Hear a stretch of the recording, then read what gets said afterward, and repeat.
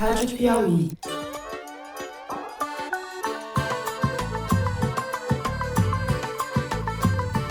Olá, sejam muito bem-vindos ao Foro de Teresina, o podcast de política da revista Piauí. Penso que a política de drogas que se deva praticar é a de persecução dos grandes traficantes e não de prender em flagrante meninos pobres de periferia. Eu, Fernando de Barros e Silva, da minha casa em São Paulo, tenho o prazer de conversar com os meus amigos Ana Clara Costa e Celso Rocha de Barros no Estúdio Rastro, no Rio de Janeiro. Oi, Ana, bem-vinda. Oi, Fernando. Tô de volta aqui ao balneário. Nunca antes o mundo teve tantos bilionários.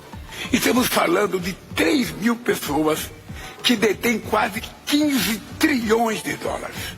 Diga lá, Celso. Fala aí, Fernando. Estamos aí, mais uma sexta-feira. Hoje aqui, novamente, de casa cheia. Acima de 95% dos incêndios que nós estamos vendo no Pantanal, no Cerrado, já também na Amazônia, eles são humanos. Casa cheia, teremos também a participação especialíssima do repórter de Ciência e Meio Ambiente da Piauí, Bernardo Esteves, que vai estar com a gente no terceiro bloco do programa. Bem-vindo, Bernardo, você já é da casa. Alô, Fernando, oi, Ana, oi, Celso, oi, pessoal de casa, bom estar de volta.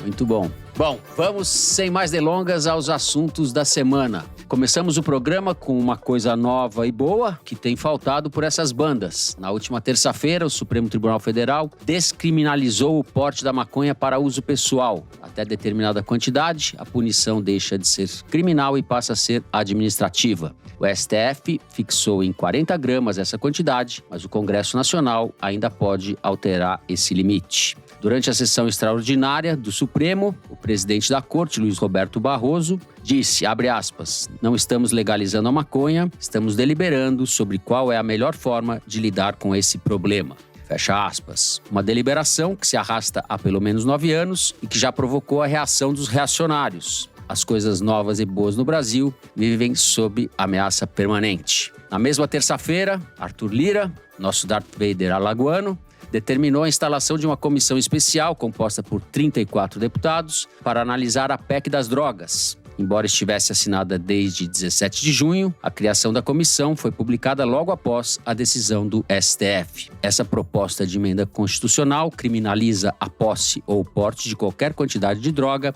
e foi aprovada em 2 turnos, há cerca de 2 meses, no plenário do Senado. Como se trata de uma emenda à Constituição, precisa ser aprovada em 2 turnos também pela Câmara. Além disso, a deputada Caroline de Toni, do PL de Santa Catarina, presidente da CCJ, Comissão de Constituição e Justiça da Câmara, e representante da bancada do obscurantismo, que mais cresce no parlamento, ressuscitou o projeto para convocar um plebiscito sobre a redução da maioridade penal, projeto que estava enterrado desde 2019. O nosso bolero não é como aquele de João Bosco, 2 para lá, 2 para cá. No Cabaré de Brasília, é 1 para frente e 3 para trás.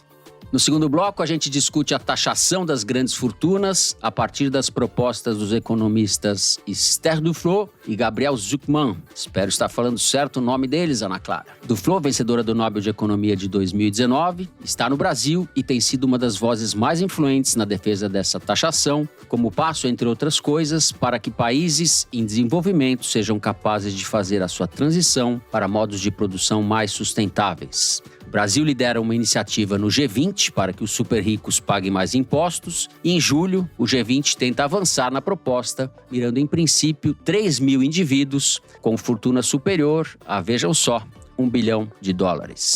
No terceiro bloco, as queimadas no Pantanal. Na segunda-feira, o governo de Mato Grosso do Sul decretou situação de emergência devido aos incêndios que já consumiram cerca de 600 mil hectares do Pantanal só esse ano, o que é muito alarmante. Nem mesmo os especialistas acreditavam que o fogo poderia ser pior que o de 2020, mas os focos de incêndio aumentaram em 33% de 2020 para 2024. Na sua quase totalidade, a tragédia se dá em propriedades privadas e tem a ação humana como origem. O Bernardo vai dimensionar o tamanho do problema e falar sobre as responsabilidades e omissões do governo diante dele. É isso, vem com a gente.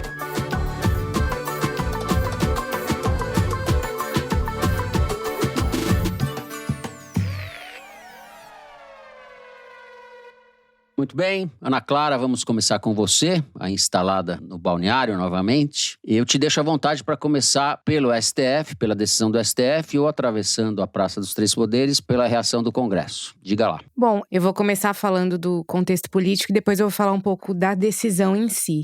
Bom, foi uma decisão por 7 votos contra 4, né? Quem votou contra foram o André Mendonça, o Cássio Nunes Marques, o Cristiano Zanin e o Luiz Fux. Como você bem disse na abertura, Fernando, o caso começou a ser julgado pelo Supremo em 2015, com relatoria do ministro Gilmar Mendes. Ele inicialmente votou pela descriminalização total do porte de droga para uso pessoal, mas no ano passado ele mudou o voto para a descriminalização só da maconha, e a maioria dos ministros seguiu esse voto. Esse caso tramitou no Supremo por 9 anos, né? Justamente nos 9 anos de uma guinada conservadora sem precedentes no Brasil. E houve vários pedidos de vista e pouca coragem dos ministros em pautar esse assunto nesse período, né?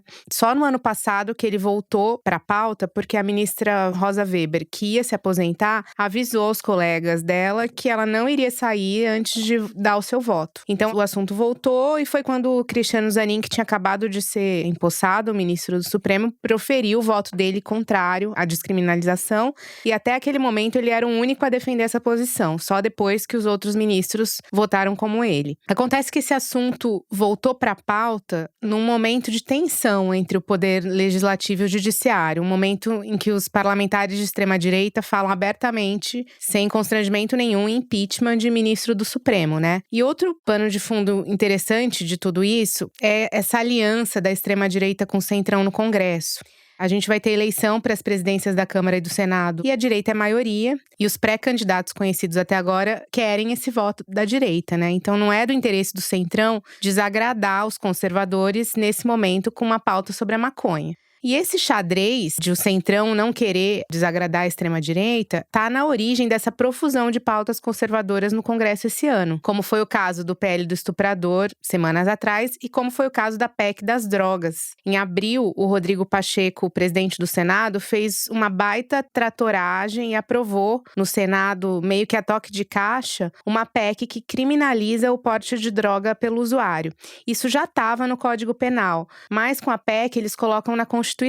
E isso agora está tramitando na Câmara. Estava no Senado e foi para a Câmara. E aí, diante dessa investida do Congresso, o STF decidiu encerrar a questão internamente, terminar logo essa votação deles. E foi o que aconteceu essa semana. Então, enquanto a PEC não for votada no Congresso, vale o que foi decidido essa semana pelo Supremo. Quando a PEC for votada, e eles podem desfazer tudo o que o Supremo fez, vale a PEC. Basicamente é isso. E o que foi decidido pelo Supremo? Bom, primeiro eu queria dizer que é um alívio a gente poder tratar desse assunto essa semana, depois de tantas semanas de loucura, de eventos obscurantistas, né? Finalmente, uma semente de avanço. Então, obrigada, ministros. Mas o problema é que quando a gente cavuca essa história, o quadro é menos animador do que a moldura. A grande expectativa era que, junto com a descriminalização, o STF estabelecesse o critério que diferenciasse o usuário do traficante. Ou seja, portando uma certa quantidade, um indivíduo não poderia ser fichado pela polícia nem processado na esfera penal.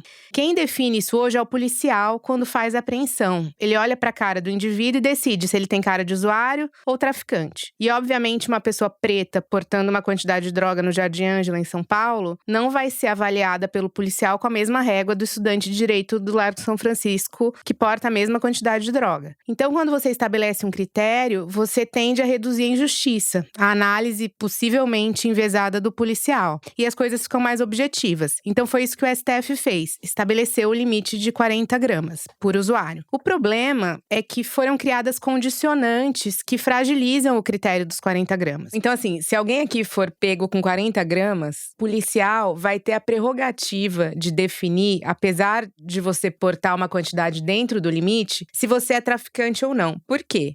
Porque se você tiver uma balança de precisão, uma lista de contatos ou qualquer outro elemento que possam caracterizar tráfico, na avaliação ação do policial, você pode ser autuado e pode ser indiciado na esfera penal. Então, se a expectativa inicial dessa decisão do Supremo era tirar do policial esse poder de definir quem é traficante e quem é usuário, na verdade, esse poder, de certa forma, se mantém. Porque aí vai da boa vontade de cada um acreditar que o policial vai fazer uma análise objetiva dos elementos, que não vai levar em conta o bairro, a cor, a condição social do indivíduo. Então, assim, se um cara no Jardins for pego com 20 gramas e uma balança de precisão no carro, numa BMW, ele vai ser levado como traficante? Porque o que o ministro Barroso diz é isso, que essa quantidade de 40 gramas é relativa. Ele pode estar com menos que isso, mas se tiver outros elementos que indicam tráfico, ele pode ser levado e processado na esfera penal. Então, essas condicionantes fragilizam um pouco todos os benefícios, na verdade, da decisão do Supremo. Outro ponto é que as apreensões de maconha sempre criaram uma distorção no sistema de justiça, no sistema de segurança pública. Quando um policial leva um usuário de maconha para a delegacia, mesmo que ele não seja preso, ele é fichado, tem o tempo do delegado, o tempo do escrivão, a droga vai para a perícia, para que seja feito um laudo. Então, tem o tempo da perícia, tem uma viatura que leva esse usuário para a delegacia, que em geral fica de 3 a 4 horas presa naquele caso, em vez de estar na rua atuando em outras ocorrências, fora toda a tramitação processual depois. Para vocês terem uma ideia da ineficiência que isso gera, um levantamento do Instituto Sou da Paz mostra que de todos os BOs feitos no ano passado que estão relacionados à droga, 40% é apreensão de maconha com usuário e 60% é tráfico. Apesar da apreensão da maconha ser alvo de toda essa mobilização da polícia, né, porque 40% dos BOs serem sobre isso, ela representa só de 3 a 5% de toda a droga apreendida na rua. Ou seja, nada. É muita mobilização para muito pouco de droga. Então, com essa decisão do Supremo, tem mais esse ponto. Isso não quer dizer que essa burocracia toda em volta da apreensão de maconha vai desaparecer. A decisão dos ministros prevê que o usuário pego com a droga seja levado para a delegacia, que haja o recolhimento da droga, perícia, o usuário é encaminhado para o juizado, vai ter que comparecer em juízo, ele não vai ser indiciado criminalmente, mas vai ter que passar por todas essas etapas. Então, a decisão dos ministros mantém parte dessa burocracia que mobiliza as forças policiais. E por que eu tô falando isso? Porque burocracia custa dinheiro, né? E quando você drena o dinheiro para cuidar dos casos do usuário de maconha, você tem em São Paulo, por exemplo, um corte dramático na verba da Delegacia da Mulher. No ano passado, o governo do Tarcísio usou só 3% do orçamento para a Delegacia da Mulher. O restante, ou seja, 97% do orçamento, ficou contingenciado. Ele usou menos de R$1 milhão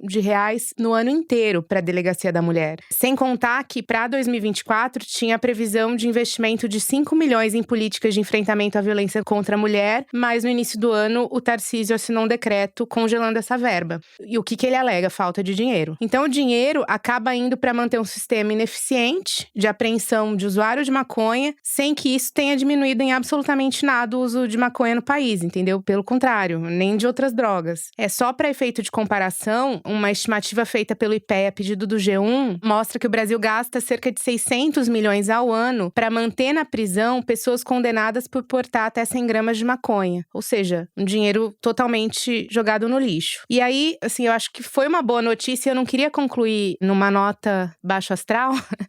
Há vários pontos positivos e um deles é que os ministros determinaram que o Conselho Nacional de Justiça realize mutirões carcerários para apurar e corrigir prisões de usuários de maconha. Ou seja, supostamente quem está preso por portar 40 gramas vai sair. E, além disso, os processos que estão correndo contra as pessoas que foram pegas com essa quantidade de 40 gramas vão ser decididos agora automaticamente com base nessa nova jurisprudência. O que desafoga um pouco a justiça e ainda livra um monte de gente que está processada, né, que está com o processo correndo na justiça de uma eventual condenação. Então, acho que essa também é uma parte boa. Mas tem um longo caminho aí entre, que a gente nem sabe como vai ser percorrido entre a decisão em cima e o efeito na ponta, né? Porque ainda o policial continua com poder que era a intenção do Supremo tirar. A intenção do Supremo, e o ministro Barroso falou várias vezes, que é acabar com a injustiça, acabar com essa diferenciação, mas ainda isso vai se manter, pelo menos em alguns casos, é possível. Como diria o Tenente Peçanha, é isso? A vida do maconhista não está tão boa assim como a decisão do Supremo faz parecer. Celso? Então, Fernando, teve gente no Congresso reclamando que a decisão do STF seria uma intromissão em uma atribuição do legislativo, né? O que, como a Ana falou, é uma parte dessa aproximação do centrão com os radicais de direita, com vistas tanto à eleição municipal quanto à sucessão na Câmara, no Senado, ano que vem, mas também é um pouco essa fricção entre poderes que se tornou meio a regra da política brasileira nos últimos anos, né?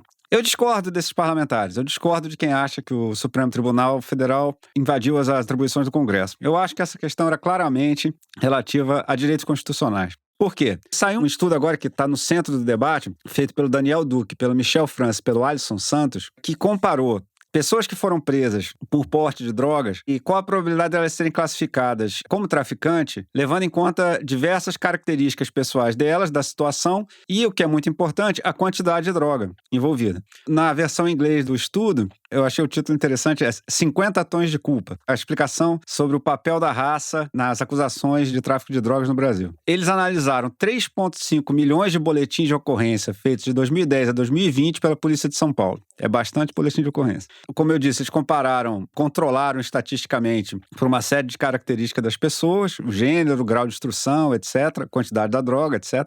E a conclusão do estudo é que a possibilidade de enquadramento como traficante é 1,5% maior se o suspeito for preto ou pardo em relação ao que ocorre se ele for branco. E aí você vai dizer assim, pô, mas 1,5% a mais não é grande coisa. É muita gente, cara, porque no cálculo deles, basicamente no momento há 31 mil negros enquadrados como traficante, que teriam sido enquadrados como usuário se fossem brancos. 31 mil brasileiros que estão em cana, provavelmente, né, ou que certamente foram presos ou tiveram grande probabilidade de ser presos, com uma quantidade de droga que só teria levado eles a sofrer essas punições administrativas se eles fossem brancos. Em um depoimento para a Folha de São Paulo, os pesquisadores chamaram a atenção que esses 31 mil negros que foram presos com quantidade de maconha que não teria levado eles para a cadeia se eles fossem brancos, esse número é suficiente para lotar pelo menos 40 dos 43 centros de detenção provisória masculinos existentes no estado de São Paulo.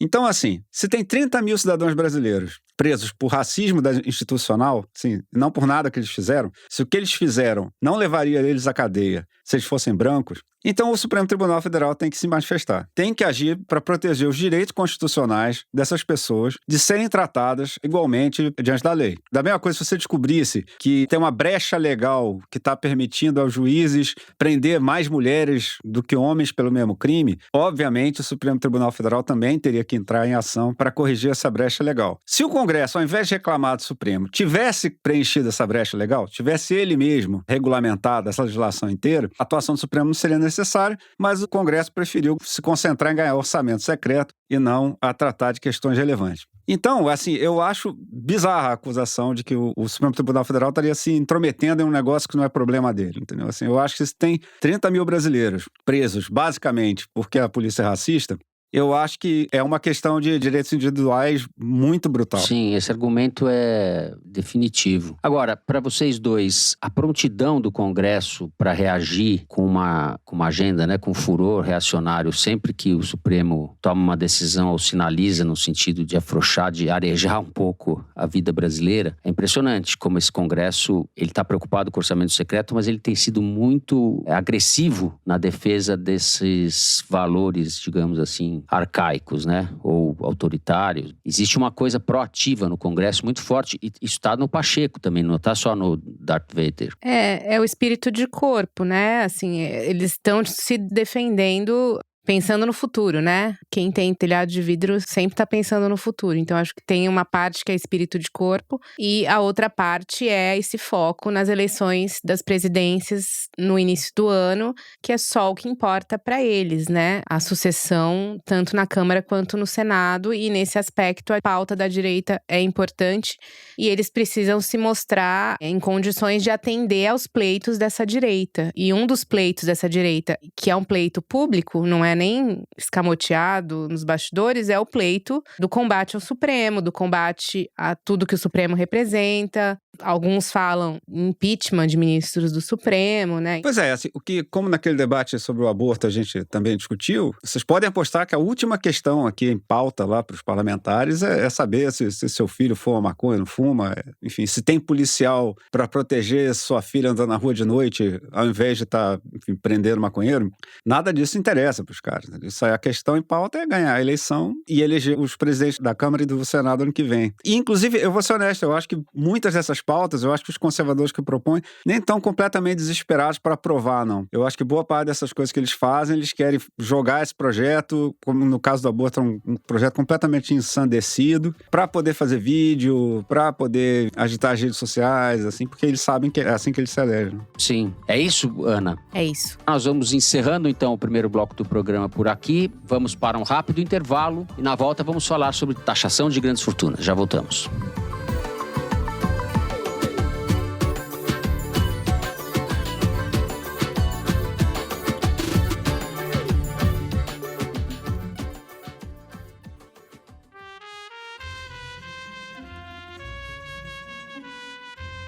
De Valdemar Costa Neto, ninguém espere ouvir digressões programáticas, menção a políticas públicas ou opiniões sobre projetos de lei em curso.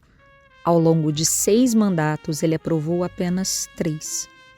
Emergência climática? Não é com ele. Violência urbana, criminalidade em alta? Idem. Desigualdade social, miséria, racismo? Nada. Para o presidente do PL, o que de fato interessa na política são os bastidores e os números envolvidos, a começar pelo número de deputados do seu partido. Esse é um trecho do perfil de Valdemar Costa Neto, assinado pela repórter Thaís Oyama, na revista Piauí de junho. Assinante Piauí lê esse e outros textos com exclusividade. Saiba mais em revistapiauí.com.br.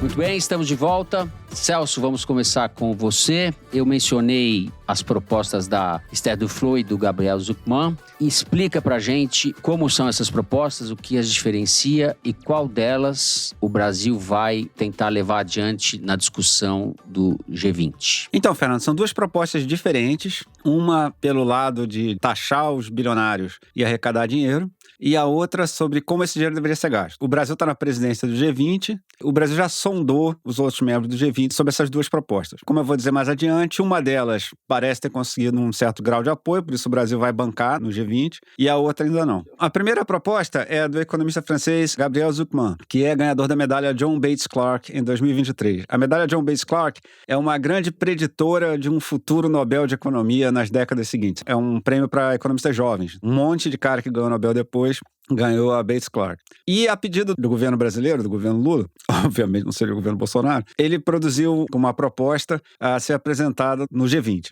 O documento, inclusive, ele compartilhou no Twitter, se alguém tiver interesse em ler. A proposta fundamental é o seguinte: que os países se comprometam, dentro das suas próprias fronteiras, a estabelecer uma taxação mínima de 2% da riqueza dos bilionários. São bilhões de dólares, certo? Os bilionários são mais ou menos 3 mil pessoas no mundo inteiro. Se isso fosse público de partida de futebol, no atual campeonato brasileiro seria o segundo pior público. Assim, se não me engano, seria melhor apenas do que Cuiabá e Vitória. Boa comparação. Pois é, por exemplo, tem menos gente do que Bragantino e Juventude. Então, na proposta do Zucman, os países, todo mundo concordava, olha só, cada gente vai parar de dar mole para esses caras, todo mundo aqui vai se comprometer a taxar eles em pelo menos 2% da riqueza deles. Nos cálculos do Zucman, isso renderia mais ou menos entre 200 bilhões de dólares e 250 bilhões de dólares por ano, o que convertendo dá mais do que 1 trilhão do Paulo Guedes por ano. E é bom dizer o seguinte, a riqueza dos bilionários não é só que eles são muito ricos, é que a riqueza deles está subindo muito rápido nas últimas décadas. Então, por exemplo, se você pegar a participação dos, vamos lá, 0,0001% da população mundial, a participação deles na riqueza mundial subiu de 3% em 1987 para 13% em 2024. Isso é uma enormidade. A gente está falando da riqueza do mundo. É muito dinheiro. De modo que, enfim, acho que todos nós concordamos que não custa nada para esse pessoal dar uma força aí para quem está precisando. Ninguém aí vai precisar recorrer ao Bolsa Família porque cobraram 2% de imposto da riqueza deles. O Zucman, inclusive, faz um exercício, quer dizer assim, essas horas vai aparecer um cara para dizer assim, não, mas se você cobrar imposto demais, os ricos, eles param de investir. E, de fato, se você fizer uma conta lá com um imposto altíssimo, isso pode acontecer mesmo. Mas, olha, isso aqui é 2%, é uma alíquota bastante moderada, não tem nada de radical aqui. E nos cálculos do Zucman, atualmente, a riqueza dos bilionários rende em torno de 7,5% ao ano. É o que eles ganham de rendimento da valorização da riqueza que eles têm. E atualmente é taxada, é difícil não rir, a 0,3% em média. É nada, né, gente? O lobby dos bilionários funciona, né, Celso? E não é só o lobby dos bilionários, isso é uma outra coisa. Em geral, é difícil taxar. Assim, por exemplo, taxar a renda dos bilionários é muito difícil. O cara consegue mandar renda para fora do país muito fácil. A Colômbia, por exemplo, tentou fazer um esforço de taxar grandes fortunas, etc., e deu errado, o dinheiro foi embora. Então, uma das graças desse projeto é assim, os países têm que concordar entre si de estabelecer o mínimo de 2% para não ter para onde o cara ir, entendeu? Para não ter para onde o cara levar, a não ser que ele aceite arriscar e ir para um país onde ele tem pouca segurança jurídica, ou alguma coisa desse tipo. Então essa é a grande sacada disso aqui. Se todo mundo concordar em cobrar dos seus essa taxa, fica mais difícil do cara fugir com dinheiro. E olha só, com a taxa toda, o rendimento líquido deles, então, passaria de 7,2%, que é 7,5% menos o 0,3%, para 5,5%, que ainda é um rendimento bastante razoável, gente. Assim, não, como eu disse, ninguém vai passar fome, não. Então, essa proposta do Zucman tem algumas vantagens, assim, em termos da sua viabilidade. Primeiro, ela é moderada, a alíquota não é muito grande. Ela, em si, não implica em redistribuição de renda dos países ricos para os países pobres. Até onde vai a proposta dele, o que acontece é que cada país que cobrar essa alíquota, o governo desse país vai ter mais dinheiro. O que ele vai fazer com esse dinheiro, o Zucman deixa em aberto. O Zucman também propõe um negócio que eu achei interessante, que é o seguinte: lidar com essa questão de paraíso fiscal, continuando a cobrar o imposto do cara como se ele não tivesse ido para o paraíso fiscal. Então o cara está aqui no Brasil, o cara manda o dinheiro para o paraíso fiscal, o Brasil vai chegar para o cara e falar, então, sabe esse imposto que você não paga lá, você vai pagar aqui. Entendeu? Então, assim, se algum país resolver não cobrar o 2%, os outros países teriam o direito de dizer, esse cara não quis cobrar o problema dele, eu vou cobrar o que ele não cobrou, entendeu? E assim, aparentemente, essa proposta tem uma certa chance de ser aceita pelo G20. O Brasil já propôs isso ali para os outros chefes de Estado e houve uma receptividade razoável. Não é certeza que isso vai ser aprovado, mas tem chance de ser aprovado, que seria uma grande coisa. Agora, é bom lembrar que isso vai levar tempo. Todos os países passarem essa regulamentação dentro de cada país, etc. Mas isso é assim mesmo. Essas soluções globais, assim, não se fazem de um dia para o outro. Então, vamos lá. Essa é a proposta do Zucman. Todo mundo concorda de cobrar pelo menos 2% de imposto sobre a riqueza dos bilionários. Agora, a proposta é global, mas a operacionalização, a viabilização é dentro de cada Estado nacional, certo? Excelente ponto, Fernando. Porque essa questão é crucial para essa proposta ser aceita. Ela não implica você fazer um governo mundial, uma autoridade mundial para cobrar esse imposto, nem nada. É meio que um acordo feito entre os vários países para todo mundo. Ó, ninguém cobra menos que 2%. Porque aí, para quê? Para evitar esse negócio dos caras ficarem fugindo para o país que cobra menos imposto. Isso é muito importante, porque os países certamente poderiam ter resistência a abdicar de um mínimo que seja de sua soberania para efetivar uma operação global. E aí nós vamos justamente chegar ao problema com a outra proposta. A proposta da Esther Duflo, Nobel de Economia de 2019, uma das maiores economistas do mundo, e que vem propondo que o dinheiro arrecadado com um imposto desse tipo seja utilizado para mitigar os efeitos do aquecimento global entre os pobres do mundo. Então, a proposta dela já implica redistribuição do norte para o sul, porque a imensa maioria dos poluidores estão no norte e o sul sofre grande parte das consequências, né, do aquecimento global. É sempre bom lembrar, os países mais pobres do mundo são na fronteira do Saara. Então, assim, se o aquecimento global bater como se espera, a vida do Chad, do Níger, do Mali, etc., deve ficar ainda mais difícil do que já é.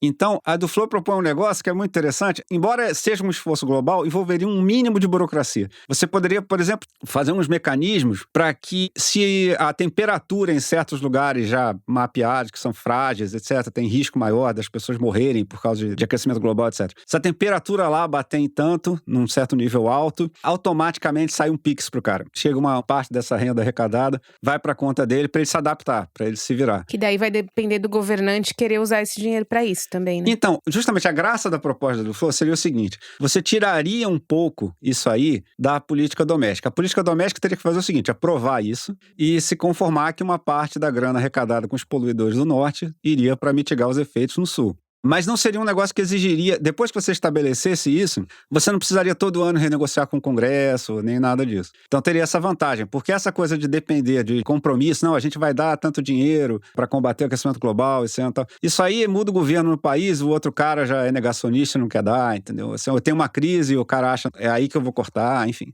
Então teria várias vantagens a proposta do Freire. É um negócio muito bem pensado. O pessoal não distribui Nobel assim para qualquer um também não. Agora, como eu disse, essa proposta envolve distribuir do norte para o sul e, por isso, sofreu maiores resistências do pessoal do G20 quando o Brasil apresentou essa proposta para os países lá. Basicamente, assim, a maioria dos governos dos países ricos também acha que precisa cobrar mais imposto sobre os bilionários, mas até pode concordar em gastar essa grana com pobres, mas eles querem gastar com os pobres deles. Enfim, os Estados Unidos gastar para resolver os problemas da pobreza nos Estados Unidos, a França para resolver o problema na França, etc. Agora, isso é eticamente muito questionável, porque do Flow cita um economista francês chamado Lucas Chancel, que estimou que os 10% dos indivíduos mais poluidores do mundo são responsáveis por 50% da poluição. Então, assim, a maior parte desse problema é gerado pelos países ricos. Então, seria inteiramente razoável que os países pobres fossem compensados. Aliás, assim, isso inclusive seria razoável em termos de economia ortodoxa, de liberalismo, a ideia de externalidade negativa, quer dizer, você faz um negócio aqui que atrapalha o seu vizinho, naturalmente ele precisa ser compensado. Enfim, mas o Brasil não conseguiu vender essa proposta, não. Então, eu conversei com a Esther do Flow essa semana, ela tá no Brasil, né? Falei dessas dificuldades e tal, e ela disse um negócio que é verdade. Ela falou, olha, não é uma corrida de 100 metros, é uma maratona. Então, a ideia é apresentar a proposta, ela vai encontrar resistência, mas aos poucos você vai amarrando o que for sendo politicamente possível, né? De modo que, enfim, em primeiro lugar, como disse a Ana no bloco anterior, eu acho legal a gente estar falando não só sobre um problema real, mas também sobre proposta de solução, né? Quer dizer, tem gente trabalhando para ver se resolve os problemas, né? E eu acho bacana que o Brasil esteja assumindo o papel de apresentar essa proposta em fóruns internacionais. Sabe lá o que vai acontecer, né, gente? Política internacional é ainda mais cruel do que política de qualquer país isolado, mas, assim, eu acho uma boa iniciativa, eu acho interessante que essa discussão esteja andando. Muito bom. Ana, a gente pode continuar com o gancho do Celso ou também falar como que o ministro Fernando Haddad está inserido nessa discussão. Hoje eu estou num dia otimista e eu quero dizer como é importante que a gente esteja discutindo isso hoje, essa questão da desigualdade, da taxação dos ricos, você ter uma discussão da elite intelectual no G20, etc., desse assunto, porque se você pegar, assim, 20 anos atrás, esse assunto era totalmente marginal. Pouquíssimos economistas estudavam a desigualdade. Geralmente era um tema atrelado à esquerda. E aí houve algumas situações no mundo que acabaram trazendo esse assunto para a ordem do dia. Por exemplo, em 2008 você tem aquela crise das hipotecas, em seguida pela crise do euro, com gente passando fome na Europa, fome nos Estados Unidos, e que foi o que mais ou menos trouxe essa questão da desigualdade para o debate. E você teve o surgimento do Thomas Piketty, que é um economista francês da Escola de Economia de Paris, que estava estudando isso há alguns anos e escreveu um livro em 2014, foi lançado em 2014 no Brasil, na verdade, chamado Capital no século XXI, em que ele faz um inventário da desigualdade no mundo ao longo dos séculos, e ele fala nessa época que se não houver uma vontade dos governos para reduzir o abismo entre os ricos e os pobres, as democracias passariam por problemas políticos sérios. E ele propunha no livro algumas soluções, como a taxação das grandes fortunas. Esse livro provocou uma transformação em como esse tema era tratado, e o Piketty acabou virando uma celebridade, capa de jornal, de revista, uma coisa meio impensável, assim, um economista pop, sabe? Não existia isso. Mas ele virou essa figura. Ele é professor na Escola de Economia de Paris, onde o Zucman estudou. E eu entrevistei ele em 2014, na salinha dele, toda puída, com móveis velhos, meio escura. Parecia que tinha sido feita nos anos 60 e nunca tinha sido reformada, sabe?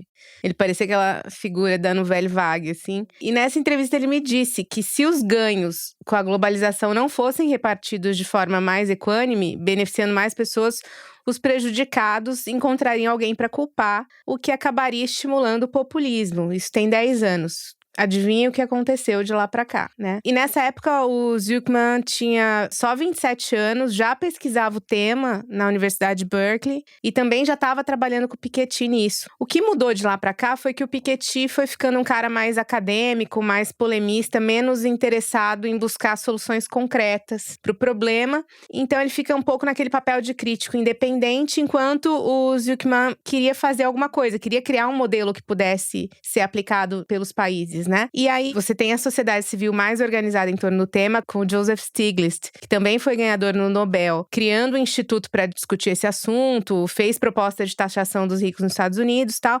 O Haddad acompanha esse assunto com obsessão desde aquela época. Inclusive, no artigo que ele escreveu para Piauí, ele fala disso, ele fala que essa aversão do Brasil, de alguns grupos, né, no Brasil, à política de cotas, ao Bolsa Família, na verdade, é uma defesa velada da desigualdade. É uma defesa velada de que não se reduza a desigualdade, né? E aí, o Haddad, quando o Brasil assume a presidência do G20, ele pensa que esse tema é um tema fundamental, um tema basilar, assim, e quer trazer isso para o debate mundial. E aí ele chama o Zucman e tudo isso começa a acontecer. Nesse aspecto, eu acho que o Brasil tem vários méritos. A presidência anterior do G20 foi ocupada pela Índia. E o Narendra Modi, que é o primeiro-ministro indiano, fez toda uma estratégia para transformar o G20 no ano passado numa propaganda interna para a reeleição dele, que de fato aconteceu. Então os encontros acabavam sendo uma ode ao trabalho dele. Aconteciam nos rincões da Índia justamente para trazer popularidade para o Modi nesses lugares e tal. Então não foi um G20 propositivo. O que o Haddad fez com esse assunto, trazendo a questão da taxação, foi fazer do G20 no Brasil um G20 com proposta concreta e, aparentemente, que tem a adesão dos países, pelo menos atualmente. E no Brasil, o Haddad conseguiu… Bom, nada tá fácil para ele aqui dentro, né? Mas ele conseguiu aprovar no ano passado, na esteira da reforma tributária, a taxação dos fundos exclusivos e das offshores, que esses fundos exclusivos, na verdade, são usados pelos super ricos para fazer planejamento patrimonial, sucessão, pagando menos imposto, né? Então, na verdade, a tributação não é nada que os tribute mais do que eles deveriam já ter sido tributados. Não é que ele está aumentando a carga tributária de forma desmedida, só corrigindo uma injustiça. E a mesma coisa com os offshores, né? Então, isso é parte desse plano de tributação que ele tem, mas foi a única coisa que ele conseguiu fazer até hoje em relação a isso. Se a gente pegar toda essa discussão da reoneração dos 17 setores que ele quis fazer, né, ao longo desse ano, também é uma medida de equiparação tributária, né, e de redução da desigualdade de alguma forma, porque são empresas muito grandes que não pagam, mas tem toda essa confusão em torno desse tema, o Supremo entrou e tal. Então, assim, é um Congresso que esse ano está menos disposto a discutir esse assunto. Eu acho que o Congresso brasileiro esse ano está muito mais refratário a esse assunto do que no ano passado e muito mais refratário a esse assunto do que os próprios países do G20. Perfeito. Bom, o Brasil está desempenhando um papel positivo num assunto que tem evidente relevância, né? A gente critica muito aqui o governo brasileiro e as dificuldades que o governo está enfrentando no front doméstico. Essa também não deixa de uma dimensão doméstica, mas o fato é que, inclusive na comparação que a Ana fez com o desempenho da Índia quando tinha a presidência do G20, o desempenho do governo brasileiro é muito positivo nesse capítulo, né? Sem dúvida. É uma boa ideia. Assim, vamos ver se vai dar certo. O Brasil, obviamente, não tem poder de impor isso a ninguém, né? Então, acho que o Brasil pode fazer é propor e eu acho que é uma boa proposta. Então é isso. A gente encerra o segundo bloco do programa por aqui. Vamos para um rápido intervalo. Na volta, vamos falar das queimadas no Pantanal. Já voltamos.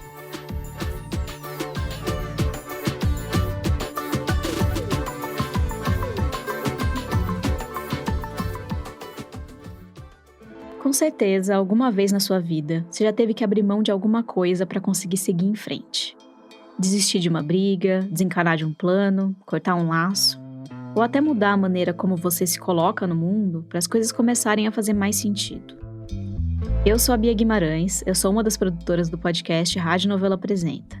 E no episódio dessa semana, a gente traz 2 histórias de pessoas que tiveram que tomar uma atitude drástica. No primeiro ato, uma mulher decide acabar de uma vez por todas com um fantasma que perseguia ela desde pequenininha, e que, aliás, persegue muita gente no Brasil. No segundo ato, outra mulher decide dar um grito de independência ou morte. Ou melhor, de identidade ou morte. Quando terminar de ouvir o foro, emenda no episódio Morte e Vida, do Rádio Novela Apresenta.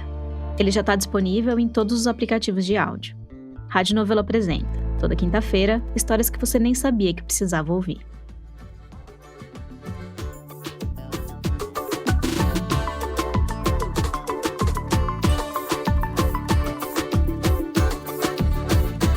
Muito bem, bem, estamos de volta. Bernardo, bem-vindo ao bloco, ao programa. Acabei me arriscando na sua seara, falei algumas coisas sobre essa queimada que assumiu contornos ou proporções surpreendentes e muito alarmantes. Eu queria que você desse uma dimensionada, começasse justamente falando sobre isso, sobre a gravidade, sobre o papel dos agentes privados e do governo nisso. Perfeito, Fernando. Você estava certíssimo nas suas colocações da abertura. Agora, um ponto que eu acho muito alarmante, que os especialistas estão muito preocupados nessa temporada de incêndios no Pantanal, é a época do ano. Eles chegaram muito cedo. Geralmente, o auge das queimadas vai acontecer em agosto, setembro, né? E a gente ainda está no mês de junho. Então, assim, a referência que a gente tem de grandes queimadas no Pantanal é o ano de 2020. Nesse ano, o fogo se alastrou por 1/3 da área do Pantanal. E nessa temporada de 2020, as coisas não estavam tão feias nessa altura, né, no fim de junho. Então, a gente pode se preparar para ter muito mais fogo ainda nessa temporada. Até aqui, a gente já tem o recorde de focos de incêndio no Pantanal no primeiro semestre, desde que a série histórica começou em 1998. A área afetada que você citou na abertura é maior já do que a do Distrito Federal. E tem o pessoal do Laboratório de Aplicações de Satélites Ambientais, LASA, da UFRJ, que fez uma projeção que essa área pode chegar a uma área equivalente ao do estado do Sergipe, até o fim do ano. Até agora, a maior parte do fogo está concentrada na região de Corumbá, que fica no extremo oeste do Mato Grosso do Sul. Eu queria falar de alguns fatores que ajudam a explicar por que as queimadas estão tão intensas esse ano. Para começar, porque a gente tem uma seca extrema, uma das piores que já foram vistas no Pantanal, como a ministra Marina Silva disse essa semana. E essa seca, na verdade, assim, não é que esse ano está seco, né? Assim, ela vem numa tendência que vem de décadas. Essa semana a gente teve a divulgação de um levantamento feito pelo MAP Biomas, que mostrou que o Pantanal foi o bioma brasileiro que mais secou desde 1985, que é quando começa a série histórica dos dados que eles recolhem. No ano passado, a área coberta pela água, né, a superfície de água no Pantanal, ficou 61% abaixo da média histórica. Quer dizer, é muita coisa, né? 61%, quase 2/3. Uma parte desse problema é que as nascentes dos rios que estão no Pantanal, elas estão, na verdade, em outros biomas, estão principalmente no Cerrado, onde o desmatamento também está comendo solto. 2023 foi um ano de fenômeno El Niño, que só acabou no começo desse ano, né, por volta de abril. E esses rios que abastecem o Pantanal não receberam tanta água quanto eles costumam receber. Isso tudo está dentro de um contexto mais amplo de emergência climática. O roteiro desse filme a gente já conhece, né? Assim, ele prevê que a gente vai ter mais secas extremas no futuro. Então, a gente pode apostar que a gente vai continuar batendo recordes de incêndios florestais no Pantanal, na Amazônia, no Cerrado, enfim. O final desse filme não é feliz. Mas, junto com a seca, a gente tem a ação humana, que você destacou na abertura. Sim, eu queria que você dimensionasse isso. Pois é, tá claro que a quase totalidade dos focos de incêndio, mais de 90%, é de origem humana e, portanto, criminosa. E a gente sabe disso porque, nas últimas semanas, a gente não tem registro de raios caindo no Pantanal. E essa seria a causa principal de incêndios naturais nesse bioma. Então, a origem desse fogo é humana. E quando a gente fala nisso, a gente tem uma variedade de circunstâncias, né? Assim, a gente tem desde fazendeiro limpando pasto, ou então uma queima de lixo que sai do controle, ou uma comunidade tradicional fazendo fogo para uma série de propósitos sem os devidos cuidados, né? Assim, a gente precisaria de uma perícia mais detalhada, que não foi feita ainda, para poder apontar cada foco, dizendo, ó, esse aqui é fulano, beltrano, mas assim, o que a gente pode dizer por enquanto é que é praticamente tudo de origem humana. E com a seca ele se espalha mais rápido, né? Exatamente. É isso, seca extrema, teoricamente está proibido o uso do fogo nesse momento, mas a fiscalização não está dando conta disso.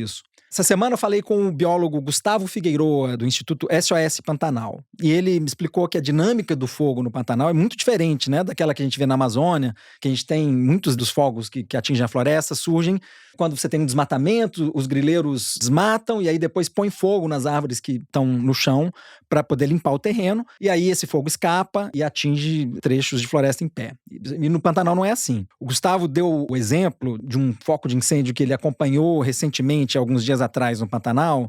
Esse fogo tinha sido provocado por um ribeirinho que tinha botado fogo numa área para ter acesso a mel, que estava ali, para coletar mel, e o fogo saiu do controle e aí depois fica difícil de apagar. Então, nessa época do ano, numa seca como essa, não dá pra gente usar indiscriminadamente, né? Assim, tem que ficar muito de olho e aí, enfim.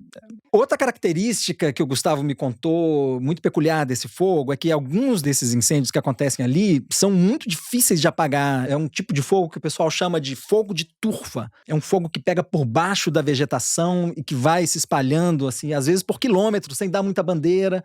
Você acha que apagou, ele não apagou, ele retoma. Tem que ficar muito de olho. É particularmente difícil para os brigadistas combater esse tipo de fogo, que é comum ali. Então, assim, num cenário desse, o que o governo pode fazer para combater os incêndios é prevenir, na situação ideal. Agora o fogo já está aí, né? Mas, assim, a gente está falando o quê? De fazer educação ambiental para o pessoal usar o fogo com responsabilidade. Você ter um plano de manejo em que você determina as épocas do ano em que você pode fazer o uso controlado do fogo e, sobretudo, fiscalizar esse plano de manejo, né? Porque, teoricamente, o fogo está proibido, mas a gente está vendo que o pessoal está usando e o fogo está escapando. E também fazer ações para facilitar a vida dos brigadistas. Então, ter acesso à água fácil, ter um planejamento logístico, né? Para uma vez que você tem o fogo e você tem os brigadistas, você facilitar o combate. São medidas que podem ser tomadas para minimizar a tragédia aí que se anuncia para os próximos meses? Porque do jeito que você falou, a gente está num mês de junho que está pior do que 2020, que foi o ano mais grave, certo? Sim. Então a gente teria como minimizar para esse ano já ou não sabemos? Se a gente botar isso em prática, claro, tem coisas de mais longo termo, né? Quando a gente fala em educação ambiental, por exemplo, não é uma coisa que você faz agora que você vai colher um fruto semana que vem, mês que vem, né? Mas tem medidas que sim, dá para fazer. E tem a questão do dinheiro, né, Fernando? Vale lembrar que pro orçamento de 2024, que foi votado no fim do ano passado pelo Congresso, houve uma diminuição de quase 40 milhões de reais em relação ao ano anterior na verba para fiscalização ambiental, prevenção e combate a incêndios pelo ICMBio, conforme mostrou uma reportagem do G1. E essa semana o governo tentou remediar a situação, anunciando que vai liberar 100 milhões de reais para ações do IBAMA e do ICMBio para o combate aos incêndios do Pantanal. Obviamente, é uma grana que é bem-vinda e que vai ajudar a minimizar os estragos dessa temporada que está se anunciando extrema, né? Mas o dinheiro não vai trazer de volta o que já se perdeu até aqui, né? Era hora, por exemplo, do governo estar com um fundo emergencial para ações de prevenção e combate aos incêndios florestais, que você poderia acionar numa situações limite como essa. Essa é uma proposta que já foi feita, já foi levado ao governo por pesquisadores da Rede Amazônia Sustentável, por exemplo. Não temos nada nessa direção. Mas, de todo modo, como o Celso costuma lembrar frequentemente aqui no programa, é de se festejar que o assunto esteja sendo tratado dentro do que se espera de uma certa normalidade institucional, né? Acho bom a gente lembrar que no governo passado, numa hora dessas, os ministros do Bolsonaro estavam espalhando por aí que o fogo no Pantanal está sendo combatido pelo boi bombeiro, né? Que é uma ficção pantaneira inventada pelo Evaristo de Miranda, um agrônomo que era o ideólogo, né, da política ambiental do Bolsonaro. Agora, é muito difícil, Celso, eu vou passar para você, mas esse é um problema por natureza previsível. A gente sabe que o ano que vem vai ter seca de novo e vai ter incêndio de novo, e é um pouco aflitivo para um leigo ver diante de um governo que é o contrário, que se propõe a ser o contrário do governo Bolsonaro, que a coisa saia de controle e assuma uma gravidade até maior do que teve em outros momentos. Enfim, eu sei que são complexos esses fenômenos, mas dá uma sensação de impotência dos diabos, viu? Celso. Sem dúvida, Fernando, e a gente tem que cobrar mesmo. Bom, não tem nem muito o que acrescentar à aula do Bernardo, mas antes de mais nada, vou dizer uma coisa, eu tenho um vínculo emocional com essa história. Meu pai é de Corumbá e a família toda do meu pai é de Corumbá, então assim, a coisa tá difícil mesmo. Agora, eu queria chamar a atenção para um negócio, eu tô vendo um monte de gente dizendo assim, ninguém esperava que havia outra seca tão violenta depois da de 2020, né? Tão rápido depois de 2020. E isso me lembrou o que a gente ouviu na época das enchentes do Sul, né? Quando o pessoal disse ninguém esperava que viria uma enchente desse tamanho depois da do ano passado, né? Que também já tinha sido muito grande, né? Todo mundo aqui torcia para isso estar errado, mas aparentemente estava certa a previsão de que eventos extremos estão se tornando mais comuns, né? Então, enfim, a gente precisa se preparar para uma vida mais difícil sobre esse aspecto, né? A gente precisa, inclusive, aceitar gastar mais dinheiro com isso, o que vai implicar sacrifício de outras coisas, né? Enfim, rever nossos padrões de consumo, etc. E a outra coisa que eu ia dizer é o seguinte, é óbvio que a principal tragédia é humanitária e vidas, inclusive vidas animais, etc. Mas é também uma tragédia econômica, certo? Assim, o prejuízo que isso vai dar é uma enormidade. E isso vai mostrando como, a gente já discutiu isso aqui uma vez, como é meio inacreditável a bancada do agronegócio em si seja radicalmente antiambientalista. Se você tem uma fábrica e o clima muda no lugar onde você tem sua fábrica, não é muito difícil levar sua fábrica para outra cidade, entendeu? Mas você não tem como plantar soja em qualquer lugar, entendeu? Você não tem como levar gado para qualquer lugar. Então, assim, a bancada do agro devia ser especialmente preocupada em preservar as condições naturais que fazem do Brasil uma potência agrícola. Porque se subir um pouquinho a temperatura média do cerrado, aquele planejamento todo que a Embrapa fez lá nos anos 70, permitiu a soja, etc., isso tudo pode ir pro buraco, entendeu? Assim, aquilo lá supunha um certo clima, uma certa, enfim. Então, assim, eu acho meio deprimente. E se você pegar, por exemplo, como é difícil a vida de políticos do Centro-Oeste que defendem o meio ambiente, entendeu? Como é difícil eles conseguirem se eleger. E eu acho que a gente falou aqui, quando veio o Marcos Nobre, que a gente falou aqui do grande Centro-Oeste, né? O grande Centro-Oeste, se é para ter essa projeção política que ele está tendo, ele não pode ser só um lobby, não pode ser só um grupo de pressão, ele tem que ter um projeto, né, de desenvolvimento para o país, que inclua, por exemplo, a preservação das condições para a cultura brasileira continuar acontecendo. Tem um aspecto que eu queria detalhar também, a greve dos funcionários, dos servidores ambientais. Aqui a gente está falando do Ministério do Meio Ambiente, IBAMA, ICMBio e Serviço Florestal. Esses servidores estavam parcialmente paralisados desde o começo do ano, cheguei a mencionar isso numa participação anterior aqui no foro, mas as negociações com o governo naufragaram e agora eles estão entrando oficialmente em greve. Tem servidores de alguns estados entraram em greve já essa semana e na segunda que vem, dia 1º de julho, o resto do país vai se juntar a eles. Né? Até aqui era uma paralisação parcial, tipo Operação Tartaruga, né? Operação Padrão, isso tornou mais lento alguns processos de licenciamento ambiental e outras atribuições dessas autarquias, mas agora a coisa vai paralisar mais e a gente vai sentir mais o impacto dessa greve. A gente não vai sentir tanto os impactos dessa greve no combate aos incêndios no Pantanal. Primeiro porque as brigadas são feitas por servidores temporários, né, contratados por 6 meses, por exemplo, quer dizer, não são os funcionários de carreira que estão entrando em greve que estão ali, embora sejam os funcionários de carreira que treinam e que supervisionam, né, esses brigadistas, né. E em segundo porque essa é uma atividade emergencial, que é considerada essencial, que não vai estar contemplada nas atividades que vão ser paralisadas, conforme a definição do comando de greve.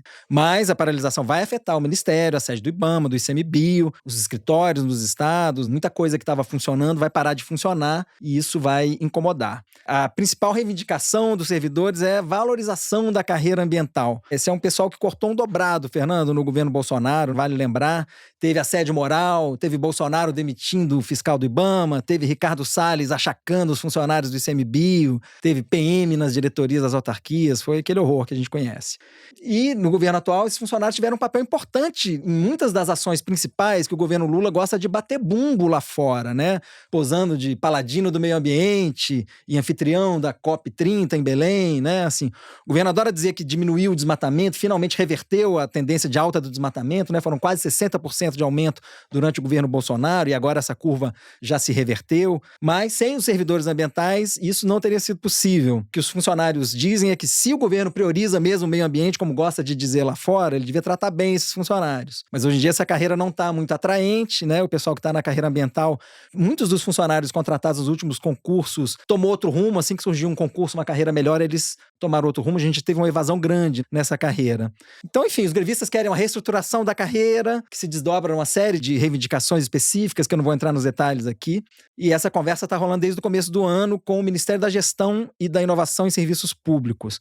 Houve algumas propostas de parte a parte, mas agora a conversa chegou num impasse. O governo não quer ceder, além do que foi colocado na última proposta. Os servidores acham que essa proposta não chega nem perto do que eles queriam e aí decidiram entrar em greve. Então esse é um ano de eleição, de seca extrema. Vamos ver onde é que isso vai dar.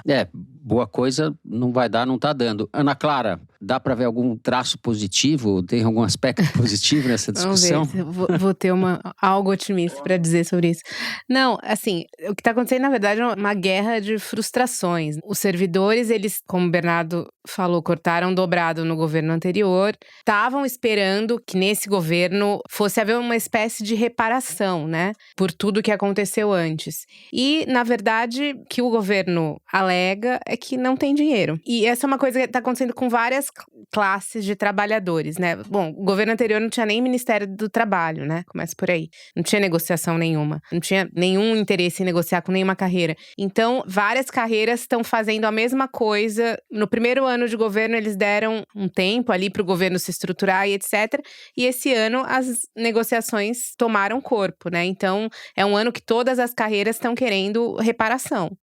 E o governo diz que não tem dinheiro, não adianta. E aí o governo, pelo menos algumas pessoas com quem eu conversei sobre esse assunto, tem até uma postura um pouco arrogante nesse aspecto de dizer, bom, olha o que estava antes de nós estamos priorizando essa agenda, nós chamamos a Marina para ser ministra, a COP, essa é uma prioridade do governo, pelo menos uma prioridade retórica, né? Então, as pessoas também estão querendo demais. Os servidores estão frustrados com o governo está frustrado com os servidores, achando que eles deviam estar até felizes da gente estar nesse outro momento, sobretudo em relação a esse tema ambiental. E, no fim, assim, tudo está insuficiente, né, para todo mundo. Agora, só para concluir, eu acho que esse ano de 2024 a gente chega num novo momento da questão ambiental nesse governo Lula, né?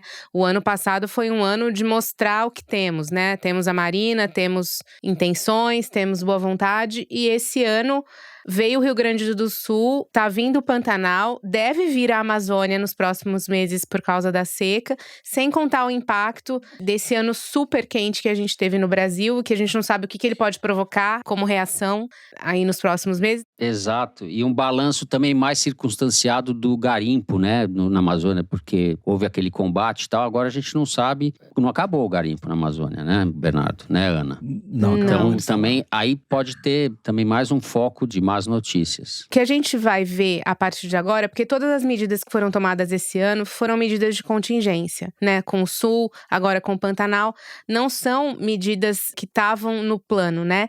Então, o que a gente vai ver a partir de agora é se o governo vai colocar a questão climática, a questão dos extremos climáticos na prioridade de fato. Não só na prioridade retórica, mas na prioridade orçamentária também, né? Que eu acho que é o fundamental. Então, assim, a gente não sabe ainda. Por enquanto, as medidas foram de contingência. Daqui pra frente, é esperar pra ver o que eles vão fazer. Se vai seguir na retórica ou se vai partir para esse outro momento que o clima exige. Olha, se a gente fizer um inventário das frustrações, pensando nessas greves, tá, as categorias, todo mundo tem razão, né? Em casa que não tem pão, não é isso? Não, pois é, todo mundo tem sua razão, né? Só que a gente precisa arranjar um equilíbrio para as coisas funcionarem, né? Muito bem, de maneira não muito otimista, a gente encerra o terceiro bloco do programa por aqui. Temos um intervalo para respirar, mudar o clima e na volta, Kinder Ovo. Já voltamos.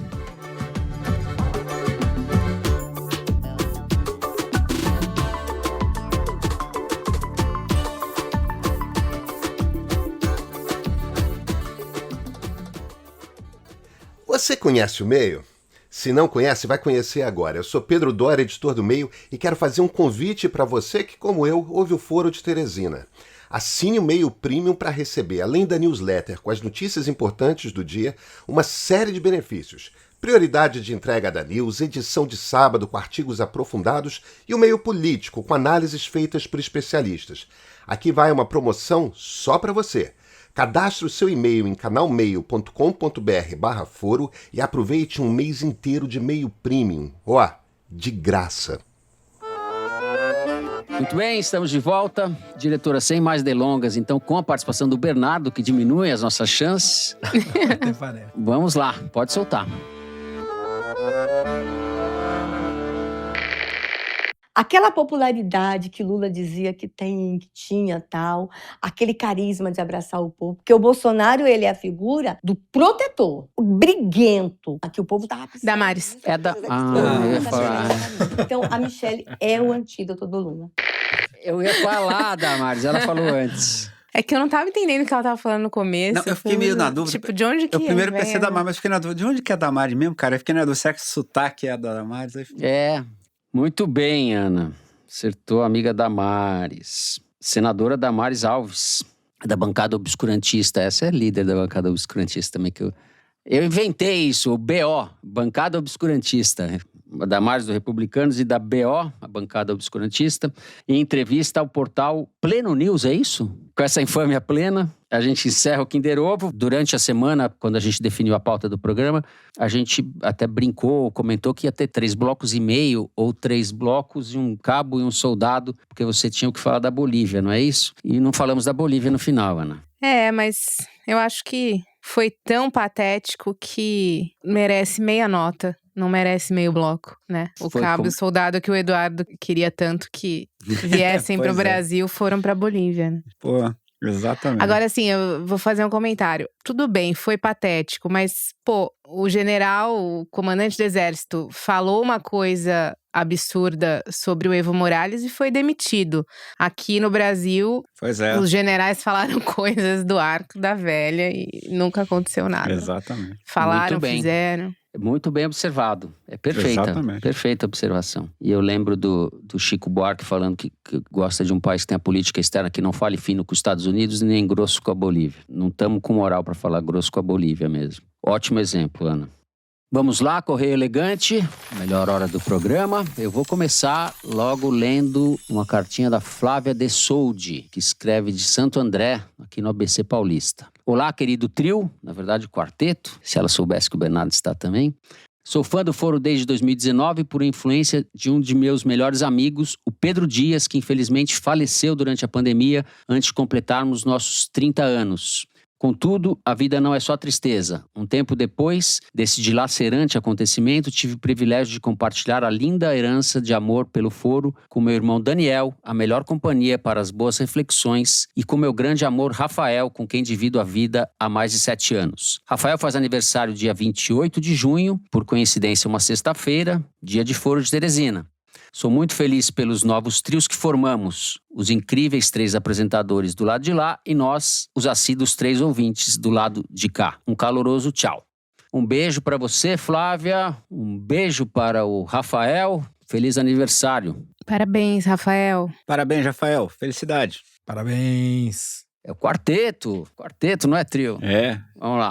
Eu vou ler o e-mail do Arthur Elias. Olá, Celso, Fernando e Ana Clara. Além do retorno do Foro, 2024 também marca inúmeras mudanças na minha vida, com minha saída do pequeno município de Licínio de Almeida, na Bahia, onde concluí o 3º ano com destino a São Paulo, para cursar Ciências Sociais na USP.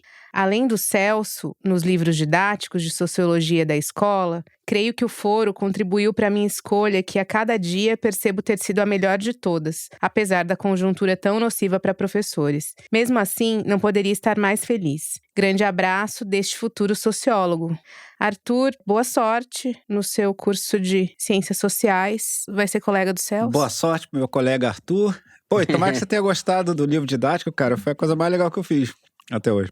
Você fez um monte de coisa legal, Celso. Você faz um monte de coisa legal. A competição não é muito forte, não, mas enfim. E ainda torce pro Flamengo. A minha é bem curtinha. No YouTube, o @RafaMúsicas comentou: o melhor da política e da atualidade e o que eu mais espero em todos os episódios. A risada inopinada e abafada do Fernando nos momentos mais ácidos e desesperadores. Bom demais. O Rafa Música gosta da sua risada, Fernando. Ai. Ele faz sucesso, na risada com dele faz algo sucesso. eu tenho que contribuir, né? Com algo que seja com a minha risada. Eu discordaria que ela é abafada e inopinada, mas... Muito bem. Vamos lá. Tá registrado e tudo aí.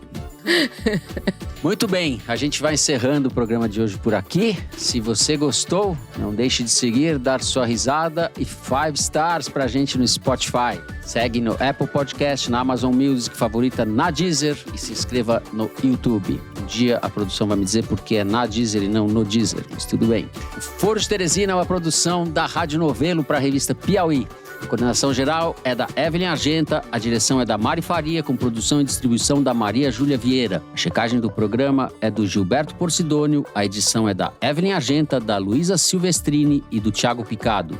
A identidade visual é da Amanda Lopes, a finalização e mixagem são do João Jabassi e do Luiz Rodrigues, do Pipoca Sound. Jabassi e Rodrigues, que também são os intérpretes da nossa melodia tema. A coordenação digital é da Bia Ribeiro, da Emily Almeida e do Fábio Brizola. O programa de hoje foi gravado no Estúdio Rastro do Dani Di, no Rio de Janeiro, e aqui na minha casa, em São Paulo. Eu me despeço então dos meus amigos, o trio hoje. Tchau, Celso. Tchau, Fernando. Até a semana que vem. Tchau, Ana. Tchau, Fernando. Até mais. Tchau, Bernardo. Obrigado pela participação. Valeu, Fernando. Tchau, um abraço para todo mundo. É isso, gente. Uma ótima semana a todos e até semana que vem.